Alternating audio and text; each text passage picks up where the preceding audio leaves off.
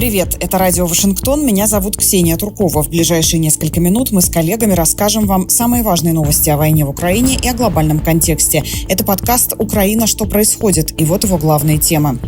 Путин объявил о новом 3-дневном перемирии ко Дню Победы. В Киеве простились с семьей, которая погибла 24 апреля в результате массированного российского обстрела. Власти Казахстана не дали разрешения на акцию «Бессмертный полк». Итак, после так называемого пасхального перемирия, которое объявил Кремль, Путин заявляет о новом 3-дневном прекращении огня в честь Дня Победы, который широко отмечается в России.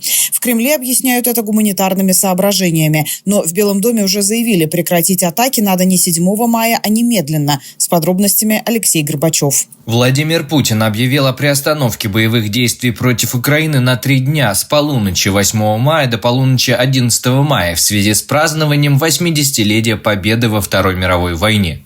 Об этом сообщается в заявлении Кремля, опубликованном в понедельник. Исходя из гуманитарных соображений, российская сторона объявляет перемирие, говорится в сообщении. Кремль призвал украинскую сторону, цитата, «последовать этому примеру», пригрозив, еще одна цитата, «адекватным и эффективным ответом в случае нарушений». Министр иностранных дел Украины Андрей Сибига призвал к немедленному прекращению огня. В соцсети X Сибига написал: «Зачем ждать до 8 мая? Если Россия действительно хочет мира, она должна прекратить огонь сейчас. Украина готова поддержать длительное, прочное и полное прекращение огня как минимум на 30 дней», заявил Сибига. Президент Украины Владимир Зеленский на момент записи этого подкаста официально не прокомментировал предложение Москвы. Ранее Зеленский заявлял, что украинские силы будут соблюдать режим тишины зеркально в ответ на прекращение огня России, однако обвинил Москву в нарушениях пасхального перемирия, объявленного в апреле. По данным украинских и западных наблюдателей, несмотря на обещание о прекращении огня на Пасху, российские войска продолжали локальные наступательные действия и наносили удары по украинской инфраструктуре. Инициатива Путина о перемирии прозвучала на фоне усилившегося давления со стороны США. Президент Дональд Трамп, прибывший в Рим на похороны папы Франциска, вновь призвал Путина прекратить стрелять и подписать соглашение. В беседе с журналистами Трамп подчеркнул, что в течение ближайших 2 недель он сделает вывод о готовности России к миру. В Белом доме подтвердили, что Вашингтон приветствует любую инициативу по прекращению огня, но требует от обеих сторон реальных шагов по достижению мира. Пресс-секретарь Белого дома Кэролайн Левит заявила, цитата, что президент Трамп хочет видеть постоянное прекращение огня, а не временные меры для парадов.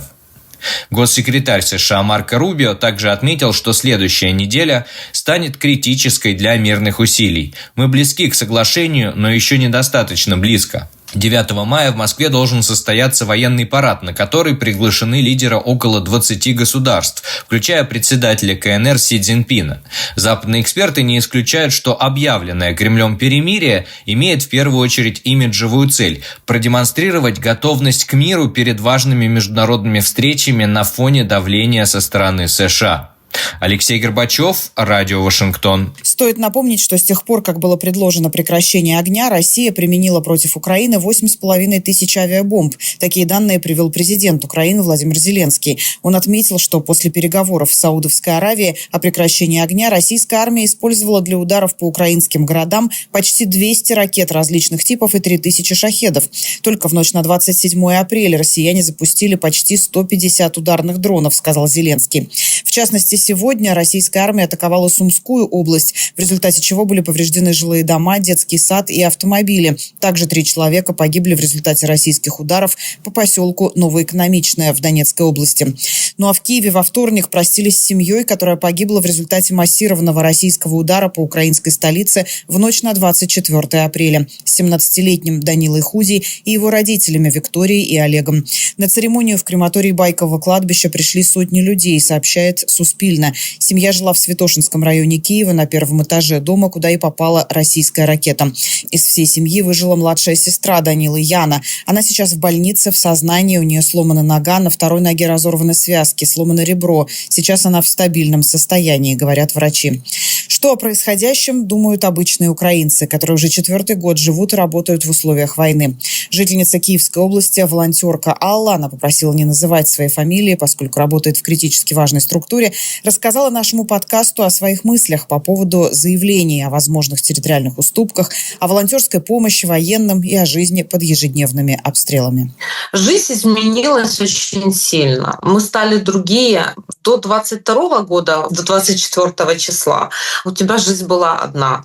Я с мужем в конце января мы летали отдыхать с друзьями в Занзибар. То есть у нас свои были планы, какие-то мечты, мы там планировали. 24 числа ты ночью просыпаешься в 5 утра от того, что у тебя над домом летят вертолеты, и ты не понимаешь, что это. Я сплю в подвале. Я не могу спать в доме. У нас идет воздушная тревога постоянно, каждый день. Ночью летят шахеды. Когда произошла трагедия вот в Киеве пару дней назад, я ночевала в подвале, было слышно взрывы. Даже вот 130 километров от Киева слышны эти взрывы. У меня внизу бронированная дверь, она вот содрогалась. Очень там плохо себя ведет собака, очень сильно собака реагирует. Я не читала новости до какого-то момента, потому что я понимала, что я не смогу работать.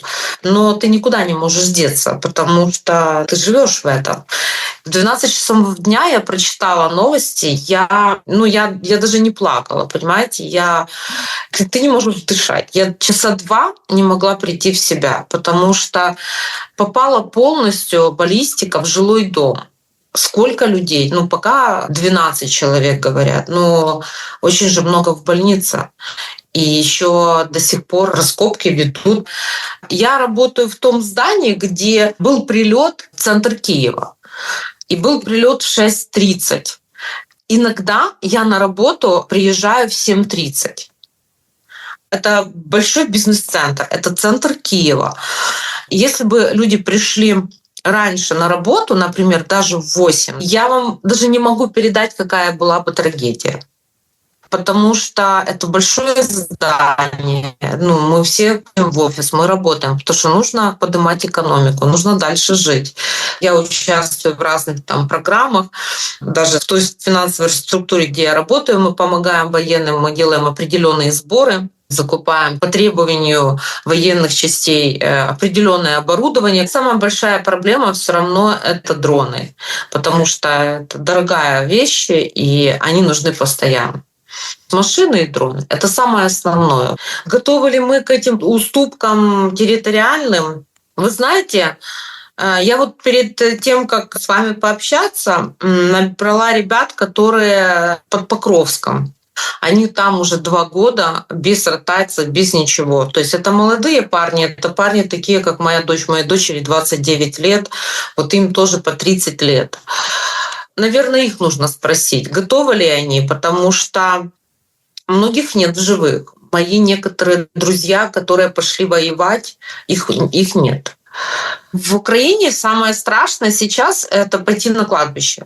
У меня когда погиб друг, и его хоронили в Хмельницке у нас, и это было городское центральное кладбище. И там есть аллея героев. Это кто вот погиб. Это страшно. Я не могу вам эти ощущения передать. Ты идешь, плачешь, потому что это девушки, это мамы, это чьи-то дети, это ребята молодые, вообще молодые, это ребята 95-го, 97-го. Я не знаю, что должно произойти. Это просто должна быть какая-то сила. Финансовая, с санкциями, политические какие-то, чтобы остановить Путина, его окружение, и мы стали нормально как-то жить.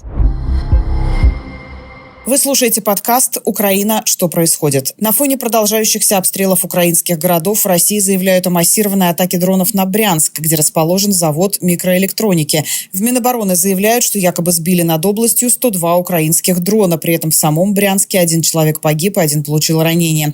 Местные телеграм-каналы сообщали о нескольких пожарах в городе. В частности, на улице Красноармейской, где находится завод «Кремний-Л», один из крупнейших поставщиков военной микроэлектроники. Он производит широкий ассортимент микросхем и компонентов, которые используются в стратегически важных системах вооружения, в том числе в ракетных комплексах «Тополь-М» и «Булава». Госдепартамент США обеспокоен заявлениями России о прямом участии Пхеньяна в войне против Украины. Военная поддержка России со стороны Северной Кореи должна прекратиться, говорится в электронном письме представителей американского ведомства. Напомню, ранее появилось сообщение Кремля, в котором говорилось, что Путин, цитата, поблагодарил подразделение армии КНДР за участие в боях против соединений вооруженных сил Украины в Курской области. Путин также заявил, что, еще одна цитата, русский народ никогда не забудет подвига корейских бойцов спецназа, которые отдали жизнь за Россию, за нашу общую свободу. Конец цитаты. Перед этим лидер Северной Кореи Ким Чен Ын подтвердил направление войск в Россию для войны против Украины, заявив, что это соответствует положениям договора о всеобъемлющем стратегическом партнерстве между Северной Кореей и Россией. И вернемся к тому, о чем говорили в начале, к предстоящей годовщине окончания Второй мировой войны и планах Кремля на эти дни. Мы уже рассказывали в предыдущих выпусках нашего подкаста о том, что в Вашингтоне и Нью-Йорке планируется проведение акции «Бессмертный полк», что вызвало протест со стороны представителей украинской диаспоры, а также антивоенно настроенных россиян. Отзывать разрешение на эти акции власти американских городов пока не собираются. А вот в Казахстане шествие «Бессмертного полка» фактически отменили. Чиновники не дали официального разрешения на проведение акции, но в то же время прямо и не запрещали ее. О том, как Казахстан лавирует между Путиным и гражданским обществом, выступающим против российской пропаганды, нам рассказал сооснователь канала Айран Даурен Меркеев. На самом деле власти Казахстана, абсолютно я не защищаю их, потому что мы их регулярно как раз и критикуем за всякие двойные стандарты, но они тут пытаются лавировать между Кремлем и гражданским обществом Казахстана, которое крайне негативно относится к проведению парада, который будет у нас в Астане. Зачем нам этот парад нужен? Ну, они его проводят 7 мая, схитрили. Это как бы День вооруженных сил Казахстана.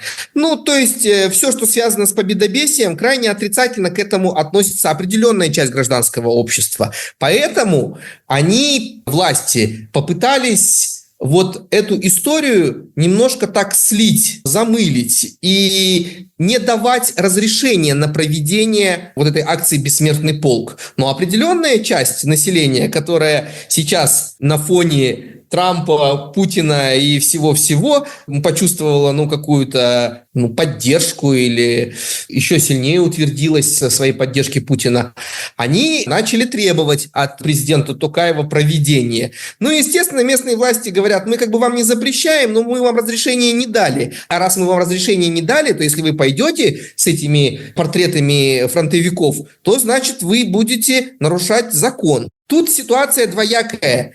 С одной стороны, власть испытывает огромную критику со стороны гражданского общества. Зачем участвовать в этом параде путинском на 9 мая? Зачем нам свой парад, на который потратят 2 миллиарда тенге, огромные деньги? Эти вопросы все задаются.